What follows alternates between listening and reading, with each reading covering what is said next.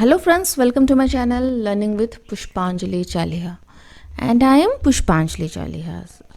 आज मैं आप लोगों के लिए सैम्पल पेपर लेकर आई हूँ। This sample paper is design to provide a comprehensive example of your upcoming exam. It will demonstrate the essential elements and structure that are typically required in your exam. Okay. And purpose of this sample paper is to serve as a reference guide. This will serve you as a reference guide for your upcoming exam. This is for class 6 science. Some extra questions I have taken from your book. Number 1. Question number 1. What are the consequences of cutting a large forest area? इस तरह का questions आपको exam में आ सकता है. ये question आपको 5 marks का होगा. इसमें पूछा गया है कि फॉरेस्ट को कटिंग करने से क्या क्या असुविधा हमारे यहाँ आ सकता है पृथ्वी में. Answer, consequences of cutting a large forest area. Cutting down a large forest area often termed deforestation. Deforestation भी कहा जाता है जब बहुत बड़े एरिया का फॉरेस्ट काटा जाता है. Has severe consequences for both the environment and human society. Environment के लिए भी और ह्यूमन सोसाइटी के लिए भी बहुत ही ज़्यादा भयानक हो सकता है ये.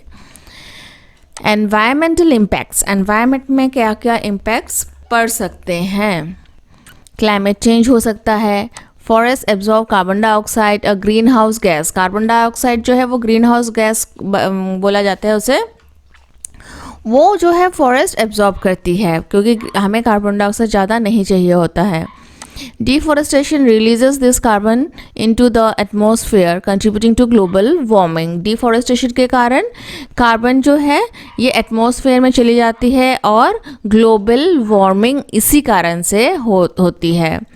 Soil erosion. Tree roots help hold soil in place. Without them, soil erodes easily, leading to landslides and desertification. पेड़ों के जड़ जो है वो मिट्टी को पकड़ के रखती है और डिफॉरेस्टेशन के कारण सॉइल इरोशन होती है. सॉइल पानी बहा के ले जाता है या फिर लैंडस्लाइड होती है और फर्टिलिटी भी उसकी कम हो जाती है. Next, loss of biodiversity. Forests are home to countless plant and animal species. Deforestation destroys their habitats, leading to population decline and extinction. तो डिफॉरेस्टेशन के कारण क्या होता है कि कितने प्लांट और एनिमल जो कि फॉरेस्ट में पाए जाते हैं वो एक्सटिंक्ट हो जाते हैं. बहुत सारे एनिमल्स जो है अभी एक्सटिंक्ट होने भी लगे हैं, कम होने लगे हैं, हमें नहीं दिखते हैं. क्यों? क्योंकि डिफॉरेस्टेशन की वजह से उनका रहने का जगह जो है वो फॉरेस्ट है और अगर फॉरेस्ट ही नहीं रहेगा तो वो कहाँ रहेंगे. Water cycle disruption. Water cycle भी खराब हो जाती है हमारी. Forests play a crucial role in water cycle. Deforestation can lead to changes in rainfall patterns, increased flooding and water scarcity. इससे रेनफॉल पैटर्न चेंज हो सकती है, ज़्यादा बारिश हो सकती है या फिर कहीं पे कम बारिश हो सकती है. फ्लड ज़्यादा हो सकता है डिफॉरेस्टेशन के कारण और पानी की कमी, पीने के पानी की कमी हो जाएगी. फ्लड जब ज़्यादा होगा गंदा पानी ज़्यादा मिलेगा क्योंकि हमारे अंडरग्राउंड वाटर ही हमारे लिए पीने की पानी होती है. तो अंडरग्राउंड वाटर बनने के लिए थोड़ा टाइम चाहिए होता है पानी को अंदर तक जाने में, लेकिन जो फ्लड है उसका पानी नीचे अंदर तक नहीं जाती है. और सोशल एंड इकोनॉमिक इम्पैक्ट्स भी पड़ता है. Loss of livelihoods. Many indigenous communities rely on forest for their sustenance and livelihood. तो बहुत सारे ऐसे आदिवासी हैं जो कि फॉरेस्ट पर डिपेंड करती है उनकी livelihood. Deforestation displaces this communities. और डिफॉरेस्टेशन के कारण उन कम्युनिटीज़ को वहाँ से हटना पड़ता है. Economic impact. While deforestation might initially provide economic benefit, long-term consequences like soil degradation and loss of diversity can harm the economy. Short term में शायद किसी को टिम्बर या काठ को बेचकर पैसा मिल रहा होगा, लेकिन लॉन्ग टर्म में ये अपने बायोडाइवर्सिटी के बहुत ज़्यादा ही लॉस है. Air quality, forest purify air, deforestation lead to poorer air quality affecting human health. Forest जो है एयर प्यूरिफाई करती है, कैसे? कार्बन डाइऑक्साइड खुद लेके ऑक्सीजन छोड़ती है, लेकिन डिफॉरेस्टेशन के कारण एयर प्यूरिफाई करना भी कम हो जाएगा और ह्यूमन हेल्थ में बहुत ही बड़ा खराब इफेक्ट पड़ेगा। Next, these are the short answer question.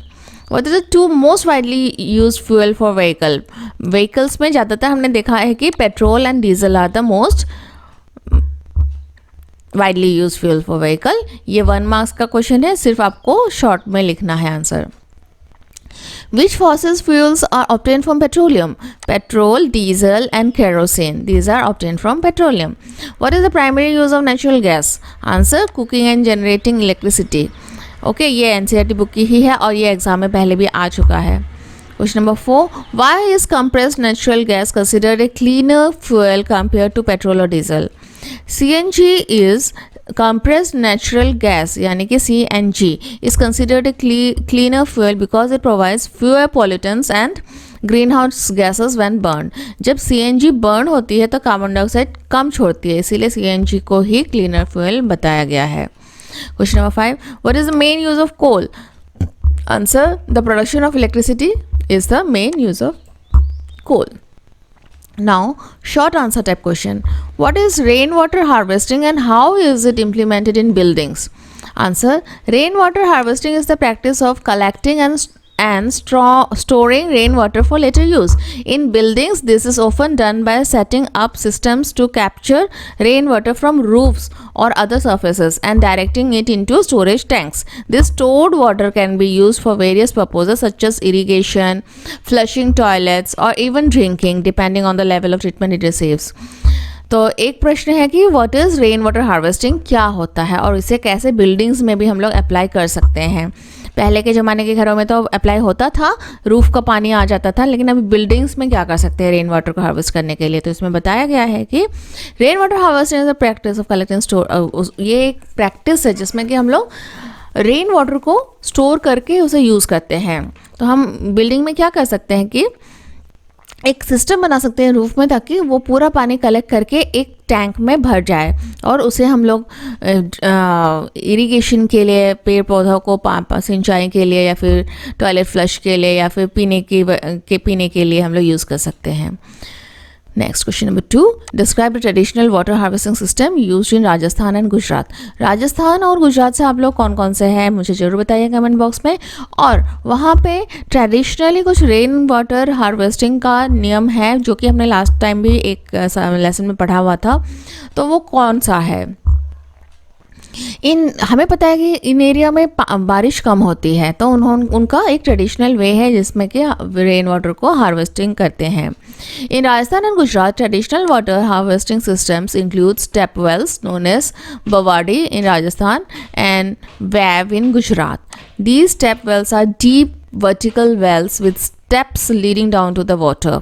हमने स्टेप वेल देखा था जब हम लोग राजा महाराजाओं के महल को देखने जाते हैं वहाँ के, तो हमें स्टेप वेल्स भी दिखते हैं।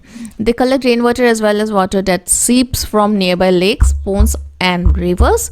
और उस स्टेप वेल में रेन वाटर के साथ ही nearby tanks, ponds, river के पानी का आने का भी एक नाला सा रहता है। The walls of the step walls are lined with stones that allow water to seep through, ensuring a steady water supply even during dry periods। तो स्टेप वेल्स को इस तरह से बनाया जाता है कि ड्राई पीरियड्स में भी, जिन दिनों में पानी नहीं हो, बारिश ना हो, उन दिनों में भी पानी उसमें रहता है।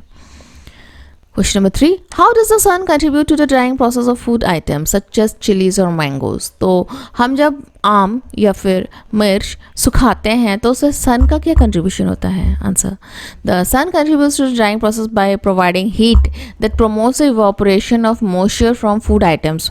For instance, when chilies or mangoes are exposed to the sun, the heat causes the moisture in these items to evaporate, thus drying them. This method helps preserve food for future use when fresh produce is not available. सन की heat जो है वो chilli और mango में जो पानी रहता है उसे इवापोरेट कर देती है और सूखने में मदद करती है, जिससे कि हम मिर्च या आम को बहुत दिनों तक सन के हीट में सुखाकर प्रिजर्व भी करके रख सकते हैं. Now very short answer questions. Which fossils are obtained from petroleum? Petrol, diesel and kerosene. These are obtained from petroleum. What are the two most widely used fuels for vehicles? Petrol and diesel are the most popularly used fuel for vehicle. What is the primary use of natural gas? Cooking and generating electricity is the primary use of natural gas. Why is compressed natural gas considered a cleaner? ये हो चुका है. So, what is the main use of coal? The production of electricity is the main use of coal. ये भी हो चुका है. मेरा क्वेश्चन सारे दोबारा आ गए हैं. एक मिनट रुकना. Now, long answer type question. Okay, explain the difference between renewable and non-renewable natural resources with example. Renewable resources are natural resources that can be replenished or restored through natural process within a relatively short period of time.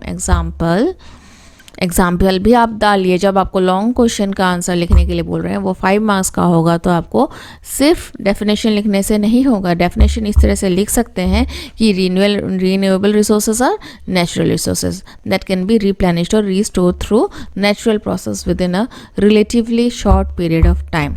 थोड़े कम समय में फिर से हमें जो उपलब्ध हो जाते हैं वो रीन्यूएबल रिसोर्स कहलाते हैं. लेकिन उसका एग्जाम्पल देना बहुत ज़रूरी है. Air continuously refreshed through natural process like photosynthesis and the water cycle. Air जो है continuously refresh होता रहता है photosynthesis के द्वारा और water cycle के द्वारा. This is a renewable resource. Water renewed through the water cycle, although it may need conservation to prevent depletion. Water जो है वो वाटर साइकिल के द्वारा ही रिन्यू होता रहता है, लेकिन डिप्लीशन के लिए अंडरग्राउंड होने के लिए उसे थोड़ा सा टाइम चाहिए होता है. Forest can generate through natural growth and seed dispersal. Forest भी हम लोग जनरेट कर सकते हैं थोड़े सालों में. कैसे? सीड को डिस्पर्स करके, और नेचुरली भी ग्रो करता है. दो this process can be slow. On the other hand, non-renewable resources are those that take millions of years to form and are found in limited quantities. They cannot be replenished with a human lifespan once exhausted. हमारे एक आदमी का जीवन जो है, हम मान लेते हैं कि 100 साल तो कोई नहीं जीता है, फिर भी 80 या 90, तो उस लाइफ स्पैन में नॉन रिन्यूएबल रिसोर्सेज को फिर से रीजनरेट नहीं कर सकते हैं. उससे ज़्यादा जनरेशन की ज़रूरत होती है नॉन रिन्यूएबल रिसोर्सेज को रीजनरेट होने में, जैसे कि petroleum product. For example, coal formed over millions of years from ancient plant material used primarily or electricity generation. जो हम लोग प्राइमरीली इलेक्ट्रिसिटी जनरेशन के लिए काम में लाते हैं कोल का, लेकिन इसको बनने में सालों लग जाते हैं. Petroleum. This includes oil and natural gas, which are formed from ancient marine organisms and are used for fuel and various other products. Petroleum जो होती है वो मैराइन जगह में, जहाँ पे पानी होती है उसके नीचे बनती है, और इसमें ऑयल और नेचुरल गैस जो है वो पेट्रोलियम प्रोडक्ट में ही पड़ता है. इसको बनने में भी बहुत समय लग जाते हैं. फॉसिल्स से बनती है ये. Minerals and rocks. These resources are extracted for construction and manufacturing but cannot be replenished quickly. Construction के लिए ये यूज़ होती है मिनरल्स एंड रॉक्स, लेकिन ये भी नॉन रिन्यूएबल है. नेचर्स ट्रेजर के ये हो गए long questions. So these are some very important questions for your upcoming exam. Thank you. आप मेरे साथ प्रैक्टिस करते रहिए. मैं एग्ज़ाम के लिए इसी तरह से क्वेश्चन पेपर डालती रहूँगी.